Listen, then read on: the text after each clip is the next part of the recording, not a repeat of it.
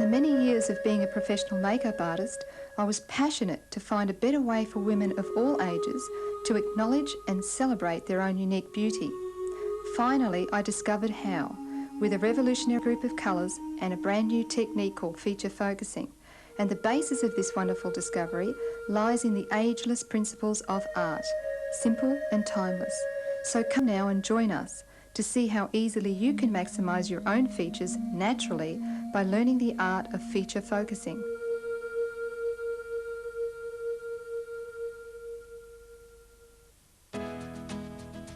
Always before I apply my makeup, I make sure that my skin is thoroughly cleansed, and at the same time I tweeze away a few eyebrow hairs as well, just to make sure that my makeup looks nice and neat and tidy. And a clean face is like a clean canvas. It makes your job much easier. And if you have trouble with scaly or blotchy skin, like most of us, a good exfoliating treatment or a mild scrub cream will work wonders to smooth out your skin tone. Foundation's the next step, and it's important to just shake the tube to emulsify the product, pour a small amount onto the back of the hand, and apply in a press rolling motion onto the face. Now this is the base work phase, and what is included in the base work phase is foundation base, base stick and powder. Why would we do this, Sandy? I would believe that it's to even out our skin tone and act as a base for further products so they glide on more easily. Is that right? That's right. Now, just if I may mention here, if you have any lines, wrinkles or facial hair, as Sandy does here too, remember to remove excess foundation base from these areas. You can do that with your little sponge. Just wipe the little lines away. Yes, and also across the top of my upper lip, I find I have a little bit of facial hair. So anywhere where I have lines and facial hair, I clean them out with my sponge. Face stick is the next step, and that's very important. I use it to crease-proof my eyeshadow, so that my eyeshadow stays on all day. I remove a small amount with a spatula, warm it up on the back of my hand, and then pat onto the eyelid just where I need eyeshadows. So Sandy, would you say you're aged over 25? Most definitely. And would you say that you have crepey or loose eyelids? Most definitely. So base stick is our saviour here. And what that does is it really does allow the eyeshadow to glide on easily, and it keeps it on all day without creasing. Yes. And it certainly does work. And don't forget to dust with powder. Applying with my sponge, the chock end of the latex sponge, into the powder, onto the back of the hand, so that I don't end up with too much powder on my face. And I apply the powder in a press rolling action once again over the entire face, including the eyelids where I applied the base stick. Okay, now this really helps to set your foundation base, especially if you have some shiny patches appear during the day.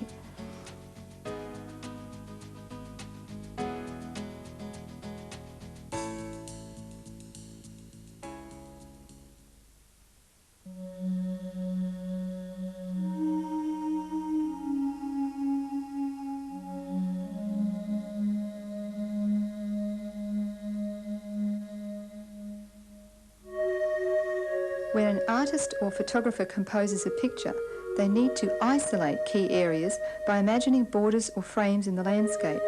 Before artists paint in detail, they must outline these features first. This then, in makeup terms, is called the framework phase, where we firstly define our key features before colouring in. Before I do the cheek colour or the eyebrow colour, I always start the framework stage with the lip line. I use the dot-to-dot method. It's very easy to achieve a well-balanced set of lips, beginning with a dot in the centre of the Cupid's bow, then marking out which side of my lips is the nicest, and I like to have a full set of lips, so I mark the dot in the centre of the Cupid's bow, even it out on the other side, and formulate the first part of the lip outline, being sure to balance the bottom lip so that it's the same size as the top lip. Also notice how closely Sandy holds the lip pencil to the very end there. That makes it much easier. A very sharp lip pencil is very important before applying your... Yes, otherwise I get a very thick line. That's right. Okay. So use the sharp. By the way, can I just say here too, is that if you've got any fine lines around the mouth or on the rest of your face, etc., but by using the lip lining pencil, you'll actually detract away from any lines or aging on the face. So lip lining is very important. Now this is a good question. How do you find your ideal lip pencil and lipstick colour? Just simply refer to the booklet.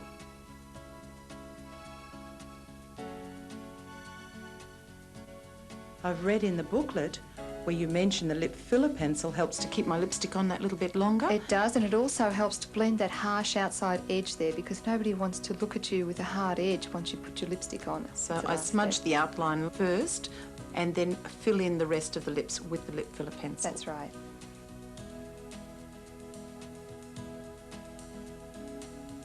On to blush now. I find it easy to fold a tissue and corner to corner, actually, diagonally. And put the tissue into the corner of my mouth and hold it, because the other hand has to hold the brush and airbrush the colour onto the face. That's right. So when you're applying your blush onto the tissue and up onto the face, make sure you use upward movements, about 1.5 centimetres or 1 inch up onto the cheek area there, and take it in as far as your drop line. So I refer to my blush chart in the booklet? That's right, you refer to your blush chart in the book. And what about the line that when I take the tissue away, I have a line. Can I use my latex sponge then to take away that harsh edge? That's right, nice and firmly. Roll the little sponge into a ball and just very firmly take away that hard edge, so you've got a nice soft airbrush look. Remember that it's a very natural look that we want here.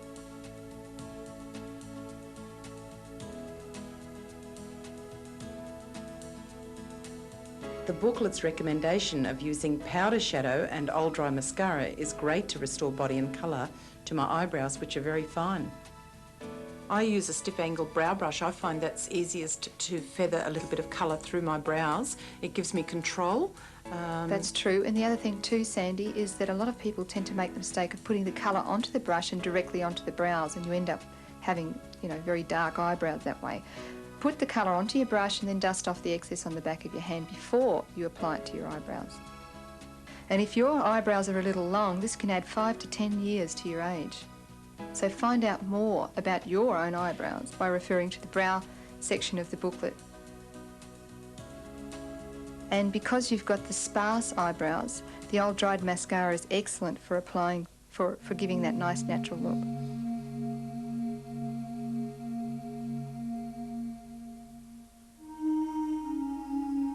Nature is a great and wonderful teacher. I've often watched the landscape transform itself from dawn to dusk. Strangely though, the landscape doesn't really change, but the light and colours do. Makeup, also being light and colour, has the ability to transform our face. Understanding the importance of this, we can now complete the final makeup stage, colouring in. Considering now that 90% of all key makeup shades deliver an old, tired or ill look to our face, selecting the ideal colours is vital. Now you can do this now by referring to the eye makeup section of your booklet.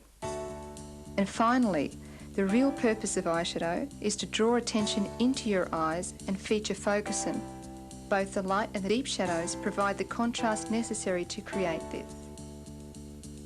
Using the light eyeshadow, a small amount with a good quality brush, patted onto the lid, helps me achieve a more balanced look to my eyelid, brings it more forward. And don't put it across the total eyelid, no, leave the last third free. Only 2/3 of the lid. That's right. Yeah. The dark eyeshadow, then I use a different brush. You use a different brush, it's slightly different shape, and that's to enable you to get right into the socket line and the outer corner of the eyelid. So the next step you would do is to apply your deeper shade in the outside corner of your eyelid area, and then have your eye open, look into the mirror directly and start to mark out your socket line with your brush. And you can do that by turning your brush to the side rather than flat on the side, and mark that through. Remember never to take your eyeshadow in past the centre part of the eye, yeah? In line with the pupil, you would say? Yes, that's right, yeah. Because once you start, especially if you're over 35, once you start taking your eyeshadow in towards the inner corner of the eye, you're going to intensify any dark circles or bags. And that's what I want to stay away from. That's right. All right. I've got a lot of loose, crepey skin, so Well, I find I have to hold it. can you just lift your eyebrows while you're applying that then? Or you can lift it with your finger, or you can actually physically lift your eyebrows up while you're applying that colour. Yes, I find tipping the head back a little bit so that it gives me that smooth skin. That's a great idea. Now, once you've applied the colour, you'll probably find it goes on quite heavily. So use your little latex sponge to just blend that excess deep colour in there so it's nice and smooth. There shouldn't be any harsh edges whatsoever there.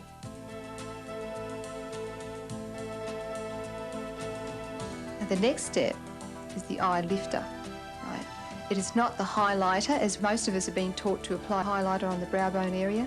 This is detrimental to our makeup because it tends to really intensify dark circles and bags. Instead, we use an eye lifter. As we age, our eyes droop, so a soft smudge of eye lifter applied sparingly to the upper outer corner of the brow bone area actually lifts the eyes upwards, so it detracts from dark circles or bags. I found by using the lifter colour, I'm naturally highlighted under the brow area as well.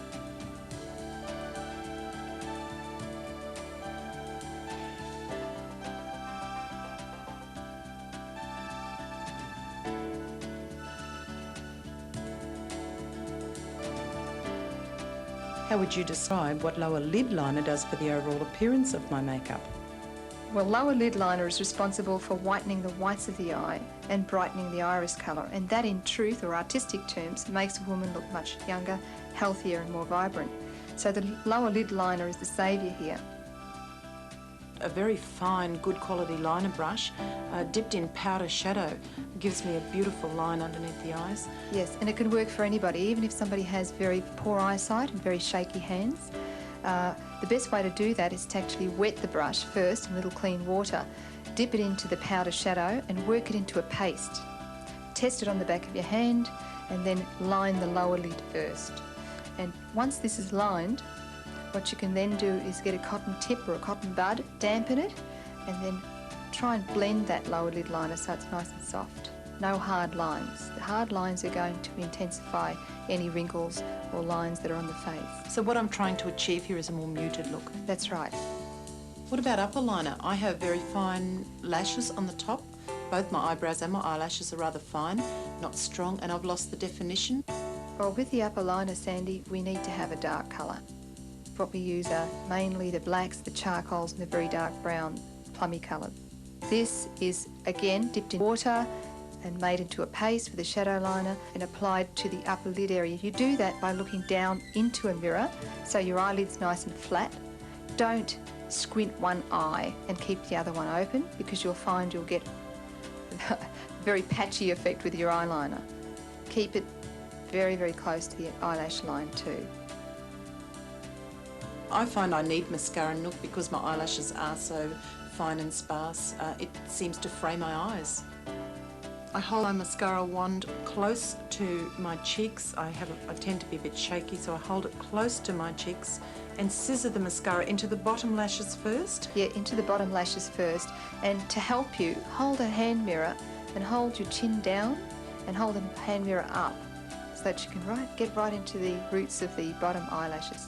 Start from the outside and go into the inner, that way. And then do the upper ones. And the upper eyelashes too. Maybe hold the mirror down and tilt your chin up. That might make it much easier for you to apply. Scissor that to get right into the roots. And I find keeping the eyebrows raised again helps there too. That's a great idea. Also, once you reach 35 or so, you'll find that your eyelashes probably aren't as thick or long as they used to be. So 2 coats of mascara are usually needed to give you that nice, soft, feminine look.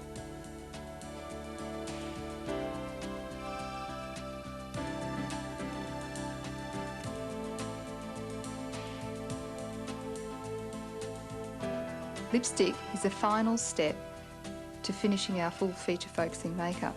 Do you use a lip brush, Sandy, to apply your lipstick? I do. I find that it gives me a much better finish. I can apply the lipstick more evenly and it lasts longer. It seems to last longer on the lips when I apply it with a brush. And how about if I told you you could keep your lipstick on all day?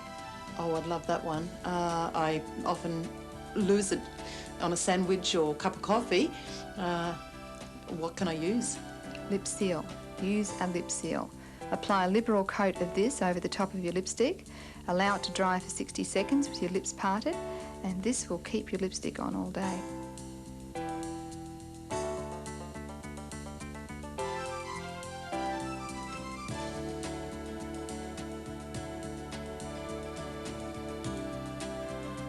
Now I add the final touches with my compact powder, which acts as an excellent substitute for liquid foundation or loose powder. There, it's done. That's wonderful.